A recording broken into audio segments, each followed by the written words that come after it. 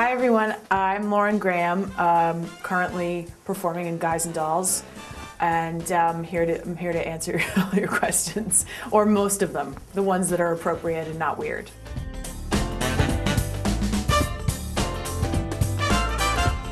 I mean, I'm fun, you know, but I think I have some of the Irish traits of storytelling and tendency toward melancholy and a love of singing. That's some of the other aspects of our people that I embody.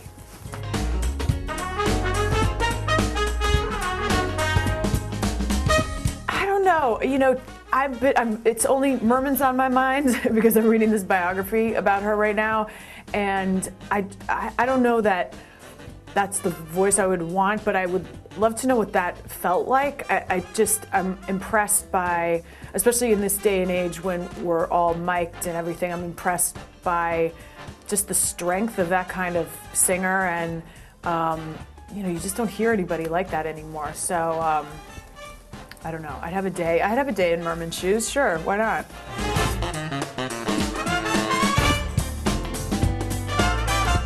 So glad you asked.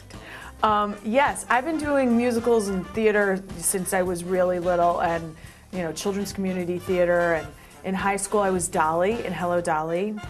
I was the Reno Sweeney understudy as a freshman to the senior, because you really couldn't. You had to be a senior. You guys know, and we did Lil Abner, the seldom seen Lil Abner.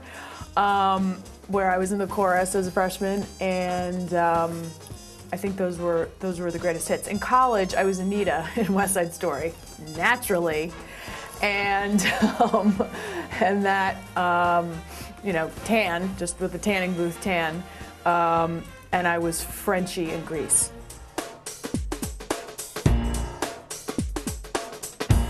I think that was the hardest part of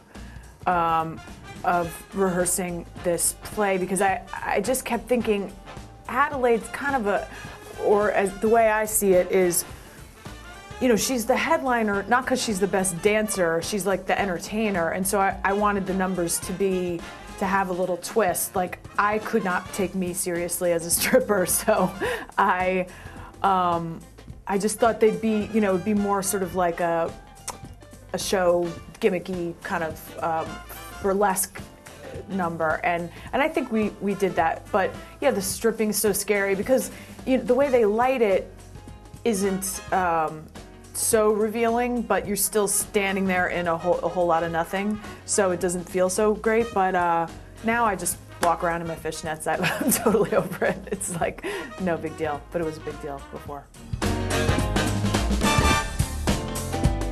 I have this little pink number that I wear in Act 1 that is like a high-waisted skirt.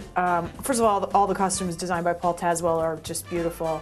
But that one, it has some trim on the collar, and it just has such a pretty shape to it. And then the wedding dress that he made me in the end is also beautiful, that I wear for like 40 seconds. But they're all pretty great.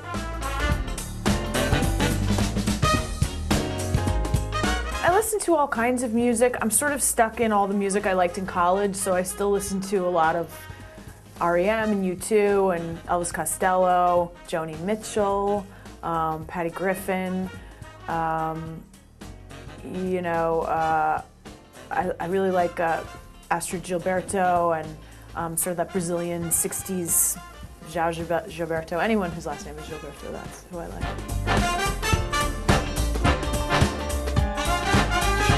There was no theater people in my family. My dad's a lawyer. My mom did try, she tried to be a painter. She did one season of summer stock. I think she had that kind of bug, but not quite the follow through. But she went to college on a voice scholarship, so it's in there. It just didn't.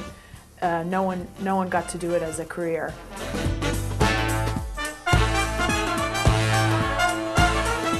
No, for a long time I just kept playing brides or bridesmaids, and so I kept, like, you know, trying on wedding dresses. So should the day come, it won't be any big deal because I've worn so many in my time. Like I won't have that like, oh my God. But I don't know if I had to do anything strange because I was always sort of playing, you know, the girl next door, like young mom, and they don't do anything weird.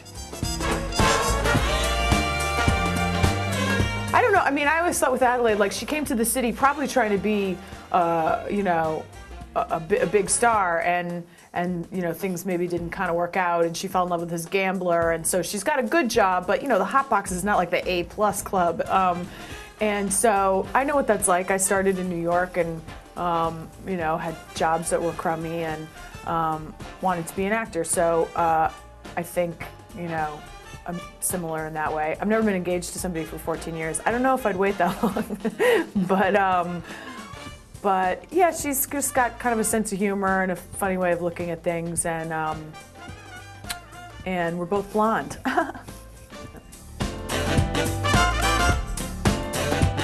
I look for, never having to answer this question ever again, I look for people who are mean, not funny, not cute, and not successful. I'm gonna try that now, because looking for the other stuff hasn't worked. So I'm gonna look for, I like a loser. That's what I really like.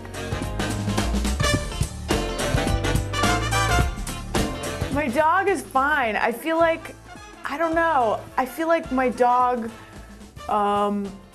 you know, I take her to the dog park and she doesn't care. She's like not interested in playing with other dogs, and so I don't know, I think she's just kind of become a bitter New Yorker, you know, and I don't blame her. For me, it's been 2 years since the show finished, and so I don't know, it seems far away to me. I understand that for people who are watching it still, it doesn't seem far away. If it was in 10 years, it would just be like one of those sad, you know, like shows, you know, on like, I don't want to slander any network, but it would be like, you know, everybody's had a lot of plastic surgery, and we're trying to like look how we looked in the old days. I'm trying to wear the same size jeans. It would be really tragic, and you know, Luke and I still can't get it together at age 50. I don't know if people would want to see that. We'll have to check it and check it out. Alexis will still be beautiful. Just have her do it.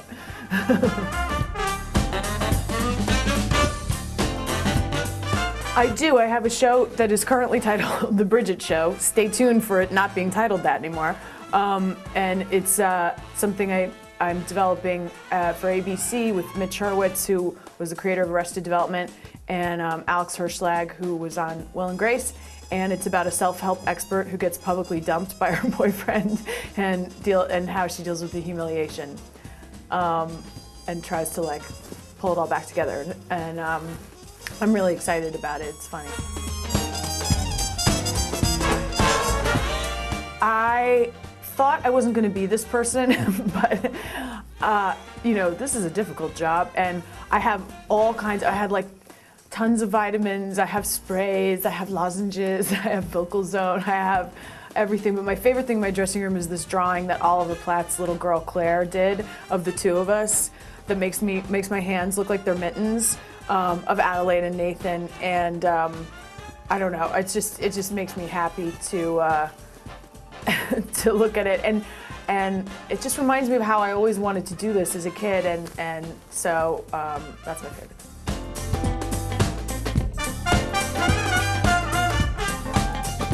So I auditioned for summer stock, and I got into this company at the Barn Theater as an apprentice to get my equity card, the Barn Theater in Augusta, Michigan.